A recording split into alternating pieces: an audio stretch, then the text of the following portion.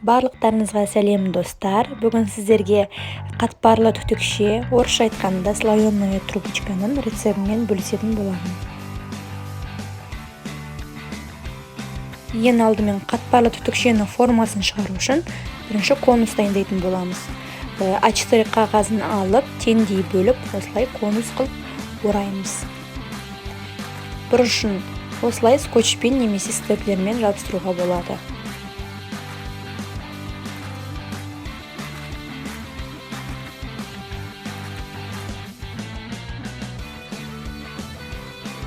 Формамызды дайындап болғаннан кейін дәл осы видеодағыдай етіп пергамент қағазын қиып ақ қағазымыздың сыртына жабыстыратын боламыз.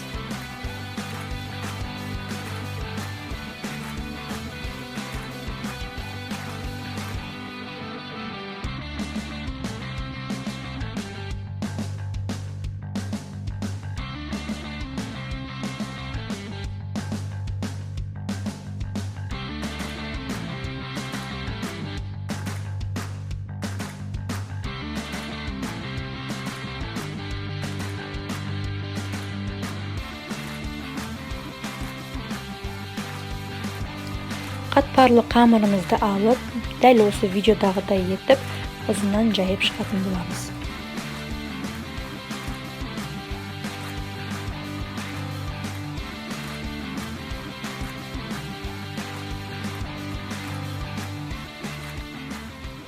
Дайын болған қамырымызды осылай ұзыннан кесіп шығатын боламыз. Бір жолақты алып, осылайша конусымыздың үстінен орап шығатын боламыз.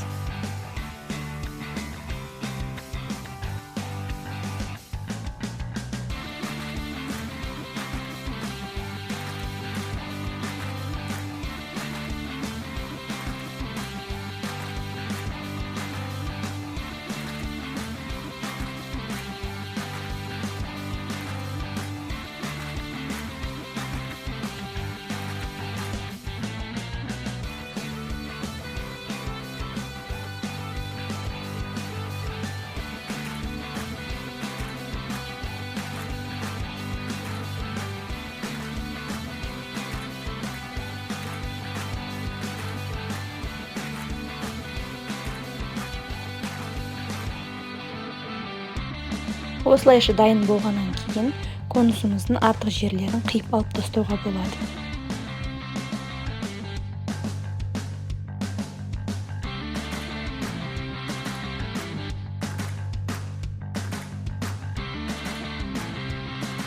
Қатпарлы түтікшеміз қызарып шығу үшін осылайша бір жұмыртқаның сары уызына 2 ас қасық суды қосып араластырып, осылайша жағып шығатын боламыз.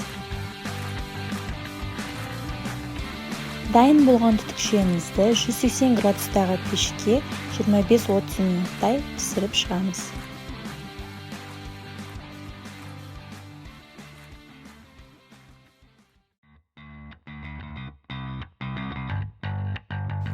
Белковый кремімізді дайындау үшін ең алдымен сиропымызды дайындап алған жөн.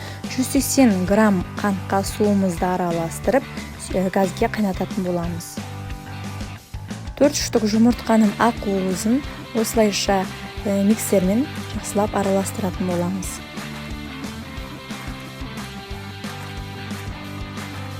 Бір қасық лимон суын қосып, жақсылап араластыратын боламыз.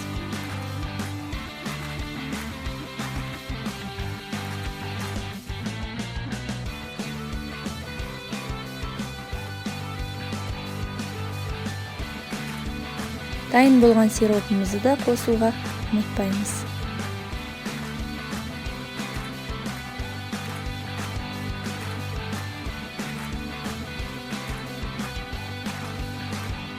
Барлығын салып болғаннан кейін осылайша 10-15 минуттай жақсылап араластыратын боламыз.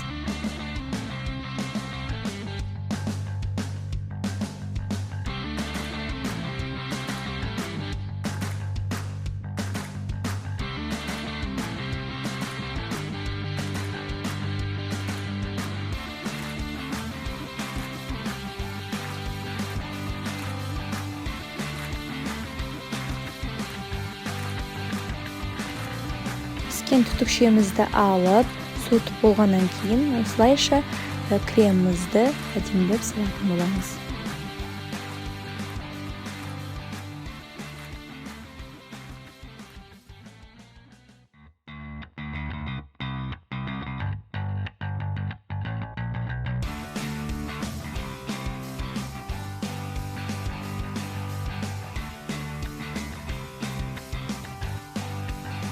Осылайша дайын болғаннан кейін түтікшеміздің әдемілігі үшін қант ұнтағын сүйіп шығамыз.